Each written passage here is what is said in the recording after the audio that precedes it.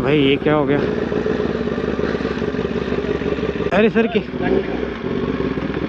क्या हो गया सर? गाड़ी में लो गाड़ी। अरे सर आप चाबी ऐसे क्यों निकाल रहे हो? अरे सर आप ऐसे चाबी नहीं निकाल सकते सर। दिखा देगा, मैं चाबी निकालेगा नहीं, क्यों नहीं निकालेगा? आराम से सर। अरे 1000 सीसी में इतना ही आता है आवाज सर। ये गाड़ी के दिखा।